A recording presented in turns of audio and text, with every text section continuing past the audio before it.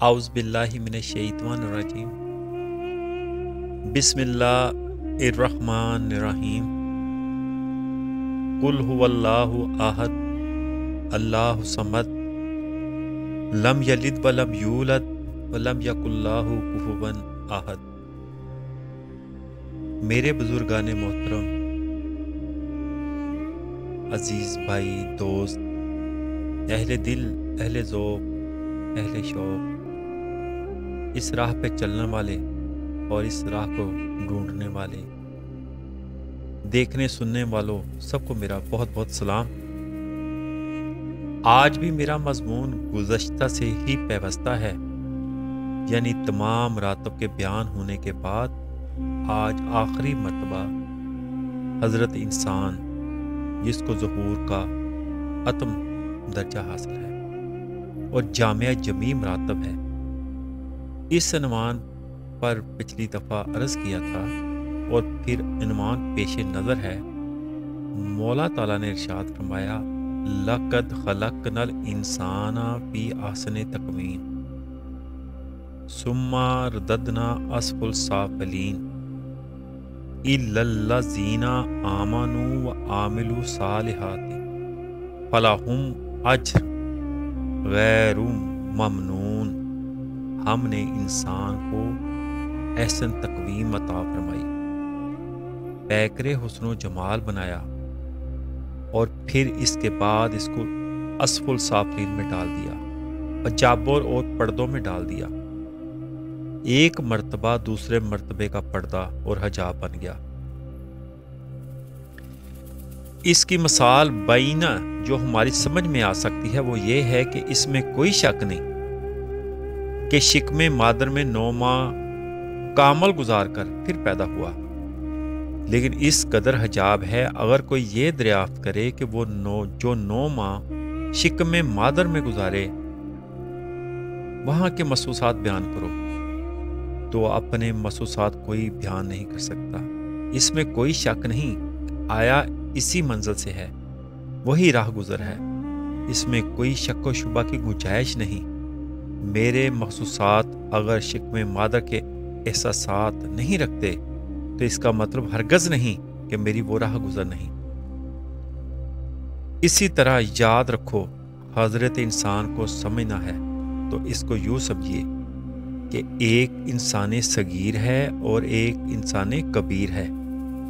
انسان کبیر وہ ہے جس میں زمین، آسمان، چاند، ستارے، سورج، عرش و کرسی، لوح و قلم، یعنی جتنے عالم ہیں تمام شامل کر لیے جائیں۔ اگر اس کو اجمالی طور پر دیکھا جائے تو یہ انسان صغیر ہے۔ جو کچھ باہر انسان کبیر میں موجود ہیں وہ انسان صغیر میں ہی موجود ہے۔ حضرت علی علیہ السلام نے اپنے دیوان میں ارشاد فرمایا تو گمان کرتا ہے کہ میں ایک چھوٹا سا کیڑا ہوں، ایک چھوٹا سا جسم ہوں، لیکن تو اپنے اندر ایک بہت بڑے عالم کو گھیرے ہوا ہے۔ ایک دفعہ حضرت علی علیہ السلام نے خطبہ دیا اور ارشاد فرمایا کہ لوح و قلم میں ہوں، عرش و کرسی میں ہوں، زمین و آسمان میں ہوں، یعنی تمام عالم کو جمع کیا جائے تو یہ انسان صغیر بنتا ہے۔ اگر اس کو کھولا جائے تو تمام جہان بنتا ہے۔ اس کے کئی وطن ہیں، صرف یہی وطن نہیں ہے، یہ صرف یہیں کا رہنے والا نہیں ہے۔ اس کا وطن یعنی ثابتہ، یعنی ذات کی علمی صورتیں ہیں، اور ایک وطن یہ ہے جہاں یہ موجود ہے، اور اس وطن میں بھی حجاب در حجاب یہ 3 مرتبے رکھتا ہے۔ جسم ہے، مثالی صورت ہے اور روحانیت ہے۔ روح، مثال اور جسم 3 چیزوں کا جامع ہے، یعنی اس وطن میں عیان خارجہ کے مرتبہ میں جسم محسوسات میں ہے۔ آپ اس کو دیکھ کر اپنے حواس سے محسوس کر سکتے ہیں کہ یہ جسم ہے۔ یہ وہ مرتبہ ہے کہ جس مرتبے میں جسم ٹکڑے ٹکڑے کھونا اور قبول کرتا ہے، ایک اور 2 ہونا بھی قبول کرتا ہے، مقدار، گنتی اور شمار کو اس مرتبے میں قبول کرتا ہے۔ یہ جسم کا مرتبہ ہے۔ ہم کئی انسان دیکھ رہے ہیں، کئی آدمی دیکھ رہے ہیں، اعداد و شمار سنتے ہیں، مردم شماری ہوتی ہے، اعداد و شمار جمع ہوتے ہیں اور تم سنتے ہو تو اس سے معلوم ہوتا ہے کہ یہ جو کثرت ہے، یہ تعداد ہے، اس عالم جسام میں ہے، لیکن میں نے کہا کہ ایک مثالی عالم ہے جو بینہ اس عالم سے مشابہت رکھتا ہے۔ یہ جو جہاں آپ کے سامنے ہے ایسا ہی وہ جہاں ہے، جو کچھ اس جہاں میں موجود ہے وہ سب اس جہاں میں موجود ہے۔ یہ سورج جو آپ کے سامنے ظلمانی لباس پہنے ہوئے ہے، یہ تمام نورانی صورت کا لباس ہے۔ بحث تو اس پر ہو رہی ہے کہ حضور صلی اللہ علیہ وآلہ وسلم نور ہے کہ نہیں، اس پر اختلاف ہے، لیکن اہل اللہ کے نزدیک، اہل نظر کے نزدیک یہ جو عالم آپ کے سامنے ہے ظلمانی لباس پہنے ہوئے ہے، جسے فرمایا ظلومن جہولا، یہ ظلمانی لباس لے کر آیا، یہ جسم کا لباس پہن کر آیا، یہ آدمی کا لباس پہنا، اور ظہور کا آخری درجہ ہے۔ ایسا ظہور کیا جہاں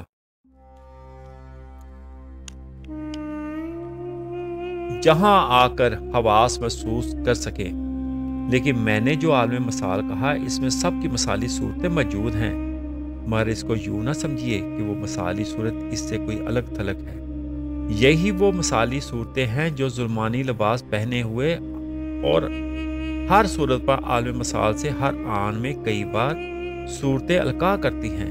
اس کو صوفیہ کی اصطلاح میں تجدد امثال کہتے ہیں۔ یہ نہ سمجھو کہ ہم ایسے ہی ہیں، ایک ہی حال میں ہیں، بلکہ ہر آن میں کئی صورتوں میں ظہور ہوتا ہے۔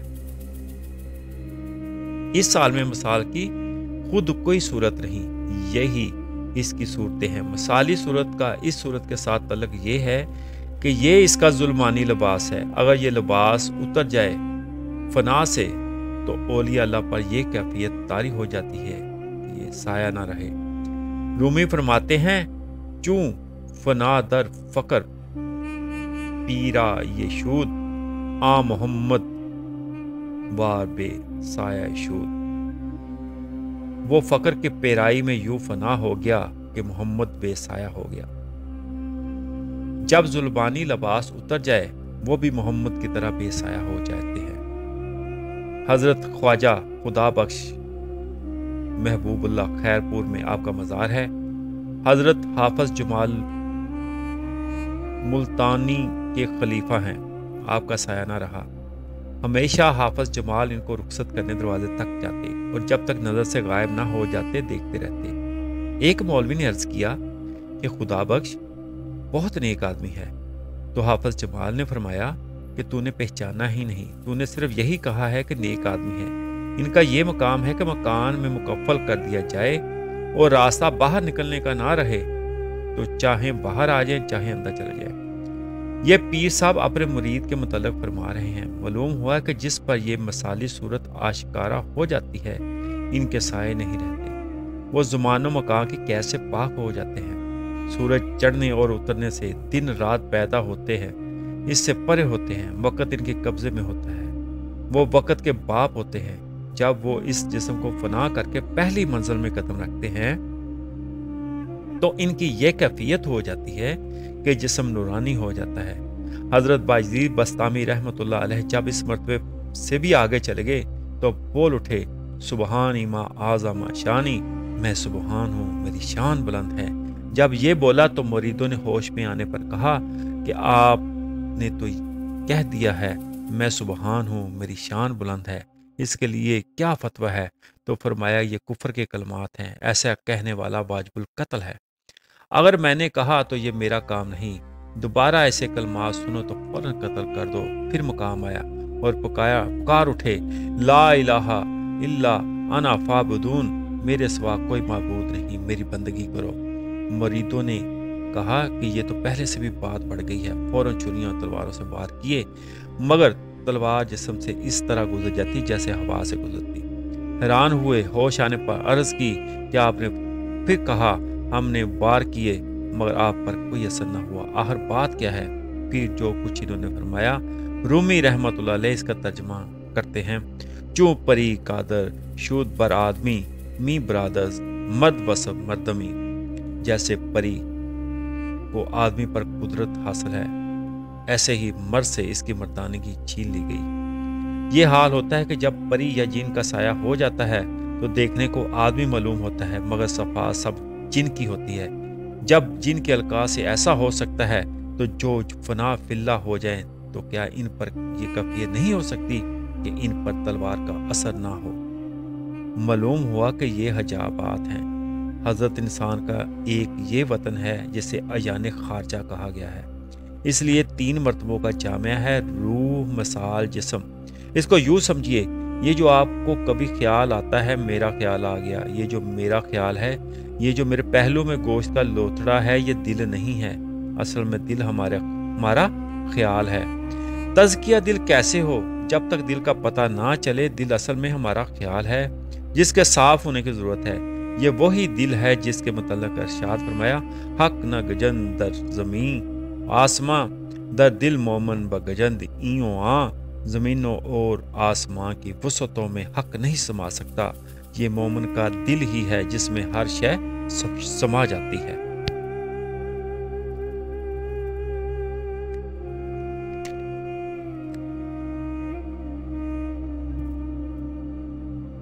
شیشہ دل چوں شود صفائی و پاک، نقشے ہا آئے بروں از باب و خاک۔ جب دل کا آئینہ صاف شفاف ہو جاتا ہے تو اس میں پانی اور مٹی کے سب نقش اور رنگ ابھر رہتے ہیں۔ عقلین یا ساکت آمد یا مدل، یا کہ در دل اوس یا خود اوس دل۔ عقل یہاں آ کر عاجز آ گئی ہے یا گمراہ ہو گئی ہے، یا دل میں وہ ہے یا وہ خود ہی دل ہے۔ مطلب حق زمین و آسمان میں نہیں سما سکتا، مگر مومن کے دل میں آسانی سے آ جاتا ہے۔ جب دل کا شیشہ صاف اور پاک ہو جاتا ہے تو اس مٹی اور پانی سے بنے ہوئے انسان سے تجلیات ظاہر ہوتی ہیں۔ اس مقام پر عقل ساکت ہو جاتی ہے یا گمراہ ہو جاتی ہے کہ وہ دل میں ہے یا وہ خود ہی دل ہے۔ پھر ارشاد فرمایا: دل گزرگاہ جلیل اکبر است، کعبہ بنیاد خلیل آزر است۔ دل خدائے ذوالجلال کی گزرگاہ ہے اور کعبے کی بنیاد آزر کے بیٹے ابراہیم خلیل اللہ نے رکھی۔ وہ دل جس کا یہ مقام ہے، یہ اصل میں میرا خیال ہے، اور یہ عالم مسال مطلق کی جن سے ہے۔ خیال مطلق تو لوح محفوظ ہے، تو معلوم ہوا ہمارا دل لوح محفوظ کی جن سے ہے۔ معلوم ہوا ہمارا دل صاف ہو جائے تو لوح محفوظ پر نظر پڑتی ہے، اور اگر گندا ہو جائے تو نظر لوح محفوظ پر نہیں پڑ سکتی۔ اس لیے فرمایا: لوح محفوظ است پیش اولیاء۔ لوح محفوظ اولیاء کے لیے کھلی کتاب ہے، یہاں اپنی عقل محمد مصطفیٰ پر قربان کر دے۔ ہمارا دل لوح محفوظ کی قسم ہے۔ معلوم ہوا اس وطن میں 3 مرتبوں کا جامعہ ہے۔ جب اس پر مثالی مرتبہ کھلتا ہے تو اسے فرشتوں کا مقام حاصل ہوتا ہے، ملکوتی مرتبہ حاصل ہوتا ہے، اور جب اس پر روح کا مرتبہ کھل جائے تو جبروتی مرتبہ آشکار ہوتا ہے۔ یہ تو اس وطن کی بات ہے۔ جب غلامان مصطفیٰ کا یہ مقام ہے تو لا مقام کوئی دور نہیں، صرف پردہ اٹھنے کی دیر ہے، لا مقام آشکارا ہو جاتا ہے۔ یہ جو حجابات ہیں ان کو اتارنے کے لیے نفی کی ضرورت ہے، پیر کامل کی ضرورت ہے۔ اس لیے اقبال رحمت اللہ علیہ لکھ دیا: رن تھا مگر لکھ گیا، تیرا علاج نظر کے سوا کچھ اور نہیں۔ یہ حجابات نماز، روزہ اور عبادات سے نہیں اٹھ سکتے، یہ صرف مرد کامل کی نگاہ سے اٹھ سکتے ہیں۔ رومی رحمت اللہ علیہ فرماتے ہیں: عقل با عقل و گرچوں جفت شد، مانا بد فعلی بد گفت شد۔ عقل جب دوسری عقل سے ملتی ہے تو بدیوں کی مانند ہو جاتی ہے، نفس با نفس گرچوں یارشت، عقل جزوی عاطل و بیکار شد۔ نفس جب دوسرے نفس یعنی شیطان سے ملتا ہے تو عقل جزوی بیکار ہو جاتی ہے۔ جس کا پیر نہیں ہوتا اس کا پیر شیطان ہو جاتا ہے، اس کا نفس دوسرے نفس کا یار ہو جاتا ہے۔ یہ جو میں نے کہا کہ مثالی صورت بھی اس کا وطن ہے، اور یہ ایجان خارجہ بھی اس کا وطن ہے۔ اور جو اولیاء اللہ کے مقامات کا انکار کرتے ہیں وہ حقائق سے ناآشنا ہیں۔ اگر آشنا ہو جائیں تو ایک لمحہ بھر کے لیے انکار نہ کر سکتے۔ ہر شے اور صورت کی ایک ماہیت ہوتی ہے۔ اولیاء اللہ کے سامنے ہر شے کی ماہیت ہوتی ہے، اس کا مطالعہ کرتے ہیں اور چاہے تو ماہیت بدل سکتے ہیں۔ اس کو کرامت کہتے ہیں۔ ان کی نگاہ پڑے تو ماہیت بدل جائے، یہ ہو سکتا ہے آگ پر نظر پڑے تو گلزار ہو جائے۔ حضرت ہارونی رحمت اللہ علیہ اپنے مرید خواجہ معین الدین چشتی رحمت اللہ علیہ کو ملنے آئے۔ बम्बई की बंदरगाह पर उतरे, सामने आग नजर आई। दरवेशों को हुक्म दिया कि वहां से आग लाओ ताकि खाना तैयार किया जाए। दरवेश वहां गए तो देखा कि चंद आदमी आग के अल्लाह की पूजा कर रहे हैं। इन्होंने आग देने से इनकार कर दिया कि यह हमारा देवता है। आकर अर्ज की तो ख्वाजा उस्मान हरूनी खुद वहां तशरीफ ले गए तो देखा एक खूबसूरत लड़के को खूब सजाकर बैठाया हुआ है। आपने पूछा इस लड़के को सजाने का क्या मतलब है? तो आतिश परस्तों ने कहा कि साल के बाद एक नौजवान लड़का आग की भेंट चढ़ाते हैं तो ये खुश हो जाता है। हजरत ख्वाजा उस्मान हरूनी ने फरमाया इस लड़के के साथ मैं भी कुर्बान हो सकता हूँ। इन्होंने कहा अगर तुम भी कुर्बान हो जाओ तो और भी खुश हो जाएगा। चुनाचा आप बच्चे को उठाकर आग के अंदर चले गए और थोड़ी देर बाद सही सलामत वापस आ गए। क्या वजह थी? इनकी निगाह की वजह थी। इनकी निगाह से आग की माहियत बदल गई।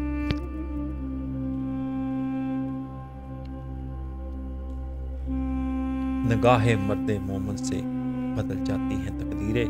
ख्वाजा मोइनुद्दीन चिश्ती हिंदुस्तान में तशरीफ लाए तो जब अजमेर शरीफ गए तो जहां राजा के ऊंट बैठे थे वहां मसल्ला बचाकर बैठ गए। वो अल्लाह की याद में मशगूल हो गए। लोगों ने कहा यहाँ तो राजा के ऊंट बैठते हैं, आप किसी और जगह चले जाएं। आपने मसल्ला उठा लिया, फरमाया कि तुम ऊंट बैठा दो, हम चलते हैं। सुबह ऊंटों को उठाया गया मगर वो नहीं उठे थे। माहियत बदल दी। ऊंट बैठे ही बना दिए। ख्वाजा मोइनुद्दीन चिश्ती अना सागर में वजू करने लगे, इसमें कुली कर दी। सिपाहियों ने कहा कि पानी नापाक हो गया है। आपने फरमाया अगर नापाक हो गया है तो हम अपना पानी निकाल लेते हैं। चुनाचे अपना कूजा भर लिया, अना सागर खाली हो गया, यानी माहियत बदल दी। मालूम हुआ कि अल्लाह के बंदों की नजरों से माहियत बदलती है। वो माहियत मसाली सूरत है। यह मर्तबा इस वतन का है, अभी इंसान किसी और वतन का भी रहने वाला है। मसाली सूरत है और वो माहियत है जो अल्लाह की बंदों की नज़र से बदल जाती है। हर सूरत पर एक मसाली सूरत अलका करती है। एक सूरत आती है और कसाफत का रंग प्यार करके चली जाती है, दूसरी आ जाती है। अगर एक अल्लाह के बंदे की निगाह मेरी मसाली सूरत पर पड़ जाए तो मेरी माहियत बदल सकती है। मैं गुनाहगार हूँ, बेगुनाह हो जाऊंगा। हजरत गौस पाक की खिदमत में एक आदमी आया, रात को 70 बार एहतलाम हुआ। हैरान था कि इस बारगाह में ये शैतानी हमला और इतना शदीद। आखिर सुबह को शेख अब्दुल कादिर जिलानी महबूब सुबहानी की खिदमत में अर्ज की तो फरमाया कि तेरी किस्मत में 70 जना थे जो हमने एहतलाम की सूरत में बदल दिए। इसका ये मायना है कि माहियतें यूं बदलती हैं, हर आन में कई सूरतें लगा करती हैं। जब हजूर सरकार मदीना सल्लल्लाहु अलैहि वसल्लम की उंगली उठी तो जो सूरत आ रही थी वो तोड़ दी और फिर दूसरी आ गई और चांद फिर अपनी असल सूरत में आ गया। हजरत इंसान का यही मर्तबा नहीं, यही वतन नहीं, इसके मर्तबे अगर खुल जाएं तो है लोहे महफूज खुल जाए। गोया लोहे महफूज इसका अपना ही एक मर्तबा है। जन्नत दोज़ख सब इसके ही मुरातब हैं। तो मेरे दोस्तों, मैं ये कह रहा था कि हजूर के नूर पर बहस करने वालों, जरा नूरानी सूरत का लिबास है। हर सूरत अपना बातन नूरानी लिए हुए है, लेकिन हजूर सरकार मदीना सल्लल्लाहु अलैहि वसल्लम का ये मकाम है हाँ कि हर शय आपसे नूरानी है, हर शय आपसे रोशन है, हर नूरानियत आपसे रोशन है। कोई चीज़ ऐसी नहीं जिसकी मसाली सूरत ना हो, और वो मसाली सूरत नूरानी है। इससे किसी को इनकार नहीं हो सकता। जितने औलिया अल्लाह गुजरे हैं इन्हीं मर्तबों से गुजरे हैं। ये पुरानी बातें हैं, नई नहीं है। हजरत गौस पाक फरमाते हैं, मैं अल्लाह के तमाम शहरों को देखता हूँ जैसे हाथ की हथेली में राई का दाना। वो ऐसे मर्तबे में होकर फरमा रहे हैं जहाँ आपकी नज़र से कोई शय बाहर नहीं। ये बात अक्ल में नहीं आती, इसलिए अक्ल इनकार करती है। हकीकत में तो बात अक्ल से ही है ही बाहर। ये बातें अक्ल से समझ में नहीं आ सकती, बल्कि ईमान से मानी जाती हैं। अक्ल कुर्बान कुन बपेशे मुस्तफ़ा, जहाँ अपनी अक्ल मोहम्मद मुस्तफ़ा सल्लल्लाहु अलैहि वसल्लम पर कुर्बान कर दे, अपने मुर्शिद करीम रहबरे जहाँ उस पे अपनी अक्ल को कुर्बान कर दे। ऐसा नहीं है کہ بیوقوفوں کی سمجھ میں آتی ہے، بلکہ عقل جزوی احاطہ نہیں کر سکتی، لیکن عقل کل ہر چیز کو احاطہ کر سکتی ہے۔ عقل کل حضور صلی اللہ علیہ وآلہ وسلم ہیں۔ اور ایک بات یاد رکھنا، جسے قلم کہتے ہیں، اس کا نام ہی اصطلاح صوفیہ میں عقل کل ہے، جسے لوح محفوظ کہتے ہیں، اسے نفس کہتے ہیں۔ جو کچھ قلم میں چھپا ہوا تھا وہ لوح محفوظ میں ظاہر ہوا ہے۔ معلوم ہوا حضرت انسان کے مرتبہ میں قلم اور لوح محفوظ دونوں ہیں۔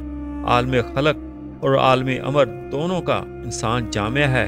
لوح و قلم عالم امر میں ہے۔ عالم امر اور عالم خلق دونوں کو جمع کریں تو حضرت انسان بنتا ہے، جس پر کلی طور پر عالم خلق اور عالم امر کھل گیا ہو، وہ حضور سرکار مدینہ صلی اللہ علیہ وآلہ وسلم ہے۔ یہ اس وطن کی بات ہے۔ میں بار بار اس لیے اس وطن کا نام لیتا ہوں کہ کسی اور وطن کی بھی بات ہونے والی ہے۔ جب حضور صلی اللہ علیہ وآلہ وسلم اس وطن سے گزر گئے، یعنی عالم امر اور عالم خلق سے آگے، تو وہ بھی وطن حضرت انسان کا ہے، یعنی حضور صلی اللہ علیہ وآلہ وسلم جب معراج کی شب اس مرتبے میں پہنچے تو مولا تعالیٰ نے جو اس مرتبے کی تاریخ کی وہ الفاظ سنیے: ثم دنا فتدلا فکان قاب قوسین او ادنا۔ دنا علماء سے پوچھئے اور تدلا کا معنی بھی پوچھئے۔ ادھر سے قریب ہو جانا، ادھر سے نزول ہو جانا، یعنی انوار الہی کا نزول فرمانا اور حضور کے انوار کا عروج کرنا۔ میں جو کہہ رہا ہوں ذات کے لیے ترقی نہیں، نزول ہے، کیونکہ اس کے اوپر کوئی مرتبہ ہی نہیں۔ حضور صلی اللہ علیہ وآلہ وسلم عروج فرما رہے ہیں، ذات نزول فرما رہی ہے۔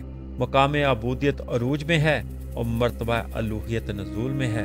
دنا کہہ کر عروج فرمایا، تدلا کہہ کر نزول فرمایا۔ ادھر عبدیت کی مرتبے عروج پر ہیں، ادھر الوہیت کے مرتبے نزول پر ہیں، اور ایسے قریب ہو گئے جیسے دو کمانوں کے گوشے مل گئے۔ اس مقام پر ان کو کیا کہوں جو دو سمجھتے ہیں؟ میاں مرتبے دو ہیں، دو چیزیں نہیں۔ اس لیے آل حضرت بریلوی دونوں مرتبوں کو بیان کرتے ہیں۔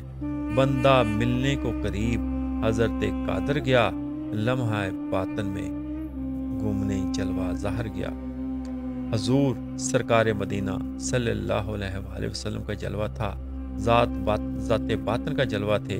دونوں جلوے مل گئے، دونوں چیزیں نہیں، کعبہ کو حسین سمجھے، دو مرتبے مل گئے۔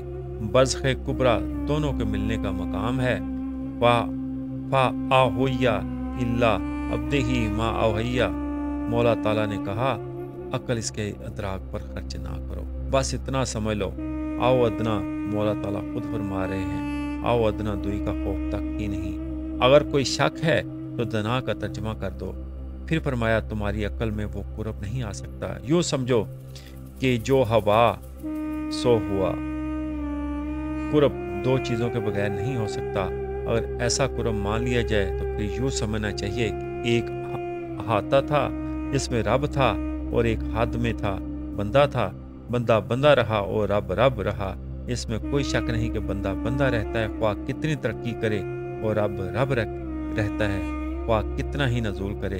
بندہ جب ترقی کر کے اس مرتبے میں پہنچا تو فرمایا کہ میرا اللہ کے ساتھ ایک ایسا وقت ہے جہاں نہ کوئی فرشتہ، نہ نبی، نہ مرسل جا ہی نہیں سکتا۔